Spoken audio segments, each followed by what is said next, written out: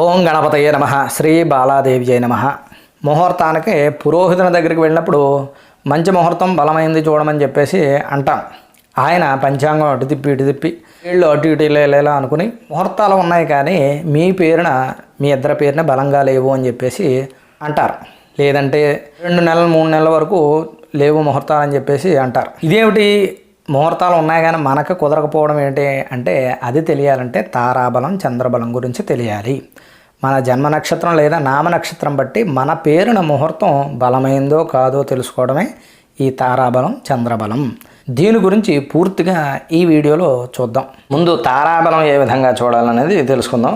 ఇక్కడ చూడండి, జన్మ నక్షత్రం మొదలుకొని నిత్య నక్షత్రం వరకు. జన్మ నక్షత్రం లేదంటే నామ నక్షత్రం. నామ నక్షత్రం ఎలా తెలుసుకోవాలి? మన ఛానల్లోనే నామ నక్షత్రం తెలుసుకునేటటువంటి ఒక వీడియో చేయడం జరిగింది. ఆ వీడియో చూస్తే మీకు మీ నామ నక్షత్రం ఏంటి అనేది సులువుగా తెలుసుకోవచ్చు. మనకి 27 నక్షత్రాలు జన్మ నక్షత్రం నుంచి లేదంటే నామ నక్షత్రం నుంచి మొదలుకొని నిత్య నక్షత్రం అంటే మీరు ఏ రోజైతే పని ప్రారంభం చేస్తున్నారో లేదంటే ఏ రోజు అయితే శుభకార్యమో ఏ రోజు అయితే ముహూర్తమో అక్కడ వరకు అప్పుడున్న ప్రతిరోజు ఒక నక్షత్రం ఉంటుంది కదా, అప్పుడు వరకు లెక్క పెట్టాలి. లెక్క పెట్టి 9చే భాగించగా వచ్చినటువంటి శేషం 1 అయితే జన్మతార, శేషం 2 అయితే సంపత్తార, 3 విపత్తార, 4 క్షేమతార, 5 ప్రత్యక్తార, 6 సాధనతార, 7 నైధంతార, 8 మిత్రతార, 9 పరమైత్రతార. ఈ విధంగా చూసుకోవాలి. దీంట్లో మంచి చెడులు ఏమిటి మరి ఈ తారలో అంటే ఈ కింద అండర్లైన్ చేసిన తారలన్నీ కూడా మంచి శుభప్రదం. ఈ జన్మతార అయితే మంచిది కాదు, విపత్తార మంచిది కాదు, ప్రత్యక్తార 5 మంచిది కాదు, 7 నైధంతార మంచిది కాదు. ఈ విధంగా తారాబలం అనేది చూసుకోవాలి. ఆ తారలు వచ్చినప్పుడు శుభకార్యాలు చేసుకోవడం, ఎక్కడికైనా వెళ్ళడం, ప్రయాణం, కొత్త పనులు ప్రారంభం చేయడానికి ఈ విధంగా చూసుకోవాలి. ఇది తారాబలం. ఇప్పుడు ఒక్కొక్కసారి ఒక్కొక్కరికి తారాబలం అనేది కుదరదు, కానీ ముహూర్తం బలమైంది. అటువంటప్పుడు మన ఋషులు చెప్పినటువంటి మాట ఏమిటంటే, ఉదాహరణకి పెళ్లిలో వధూవరులకి అమ్మాయికి ఒక్కొక్కసారి తార అనేది కుదరదు. అటువంటప్పుడు ఏం చేయమని చెప్పారు? ఒక్కొక్క తారకి నిషిద్ధమైనటువంటి తారలకి ప్రారంభ సమయం నుంచి కొంత సమయం వరకు దోషకాలం అనేది ఉంటుంది. ఆ దోషకాలం గడిచిన తర్వాత ఆ దానికి తగినటువంటి దానం ఇచ్చి మనం ఆ తారలో పనులు అనేది చేసుకోవచ్చు, శుభముహూర్తాలు చేసుకోవచ్చు. ఇక్కడ చూడండి, 1వది జన్మతార అనేది అనుకున్నాం కదా, ఇది దోషం. కానీ ఈ తారలో ముహూర్తాలు చేయవలసి వచ్చినప్పుడు 2 గంటల 48 నిమిషాల దోషకాలం అంటే 7 ఘడియలు. అటువంటి ఈ దోషకాలం గడిచిన తర్వాత 7 ఘడియలు గడిచిన తర్వాత శాకం దానంగా ఇమ్మన్నారు. శాకం అంటే కూరగాయలు కానీ తోటకూర కానీ దానం ఇచ్చి ఆ తారలో మనం శుభకార్యాలు ఆచరించుకోవచ్చు. ఇక 3వది విపత్తార. విపత్తారలో కూడా బెల్లం దానం ఇచ్చి 1 గంట 12 నిమిషాలు అంటే 3 ఘడియలు గడిచిన తర్వాత బెల్లం దానంగా ఇచ్చి కార్యక్రమాలు చేసుకోవచ్చు. ఇక 5వ తార ప్రత్యక్తార. ఉప్పును దానంగా చేసి 3 గంటల 12 నిమిషాలు అంటే 8 ఘడియలు ఈ కాలం గడిచిన తర్వాత ఉప్పును దానంగా ఇచ్చి ప్రత్యక్తారలో కార్యక్రమాలు శుభకార్యాలు అనేది చేసుకోవచ్చు. ఇక నైధంతార కూడా నువ్వుల్ని బంగారంగా చెప్పారు అంటే 3 గంటల 12 నిమిషాలు. నైధంతార ఎప్పుడూ కూడా మనం లెక్కలోకి తీసుకోకూడదు. నైధంతార సర్వత్రా వర్జయేత్. అలాగే ఈ 3 తారల్లోనూ మళ్ళీ ఈ జన్మతార, విపత్తార, ప్రత్యక్తారలో కూడా మనం ఇందాక ఏం చెప్పుకున్నాం, 9చే భాగించి అని చెప్పుకున్నాం. 27 నక్షత్రాలు 9చే భాగించి అంటే 3 పర్యాయాలుగా వస్తాయి ఈ 27 నక్షత్రాలు. 1 నుంచి 9 వరకు 1, 9 నుంచి 18 వరకు 1, 18 నుంచి 27 వరకు 1 అంటే 3 పర్యాయాలు. ఈ ప్రథమ నవకంలో జన్మతారను వదిలేయాలి. అంటే 1 నుంచి 9 లెక్క పెట్టినప్పుడు జన్మతార వచ్చిందంటే ఆ సమయంలో జన్మతారని తీసుకోకూడదు. అలాగే 2వ నవకంలో విపత్తారని అంటే 9 నుంచి 18 నక్షత్రాలు లెక్క పెట్టినప్పుడు విపత్తారని స్వీకరించకూడదు. 3 ప్రత్యక్తారని స్వీకరించకూడదు. అంటే 3వ నవకంలో 3వ పర్యాయంలో అంటే 18 నుంచి 27 ఏదైతే ఉందో లెక్క పెట్టింది ఈ ప్రత్యక్తారని 3వ నవకంలో స్వీకరించకూడదు. ఇది తారాబలం చూసే విధానం. చూడండి, ఇక్కడ పట్టిక మీరు కానీ చూసుకున్నట్లయితే కనుక చాలా సులువుగా మీకు అర్థమవుతుంది. మీ నక్షత్రాన్ని బట్టి, మీ నామ నక్షత్రాన్ని బట్టి మీకు ఏ నక్షత్రాలు సరిపోతాయి తారాబలం.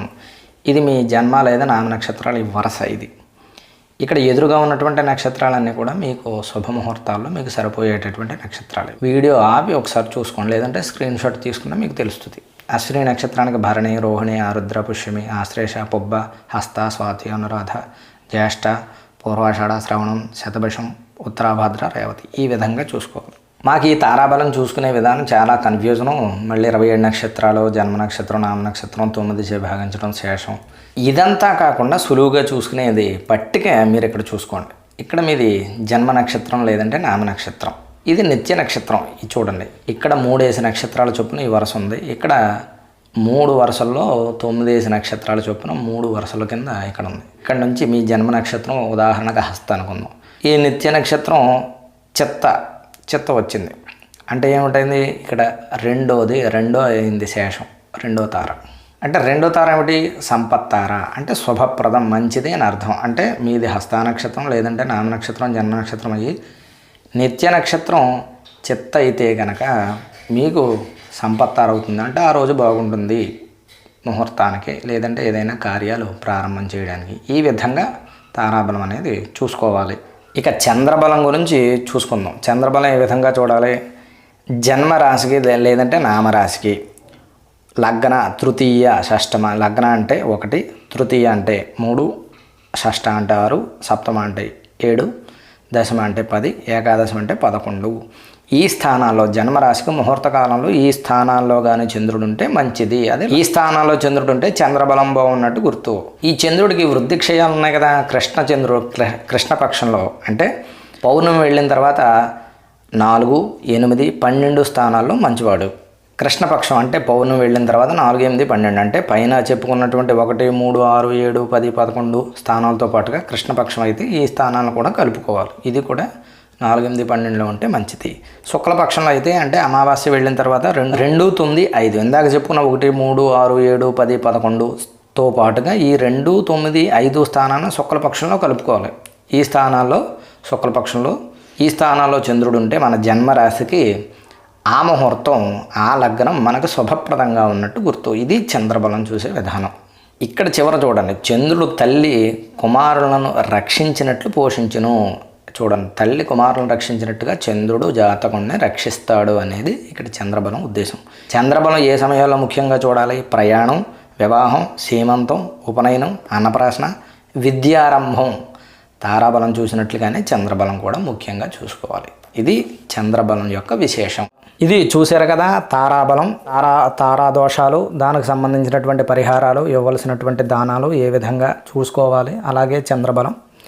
ఈ వీడియో నచ్చినట్లయితే లైక్ చేయండి, షేర్ చేయండి. ఇటువంటి వీడియోల కోసం మన ఛానల్ని సబ్స్క్రైబ్ చేయండి. అలాగే మీకు జాతక సంబంధంగా కానీ, వాస్తు సంబంధంగా కానీ, ఏదైనా ముహూర్త సంబంధంగా సందేహాలకు కానీ, సమస్యలకు కానీ మమ్మల్ని సంప్రదించవచ్చు. మా యొక్క ఫోన్ నెంబరు. మరొక వీడియోలో మరలా కలుద్దాం.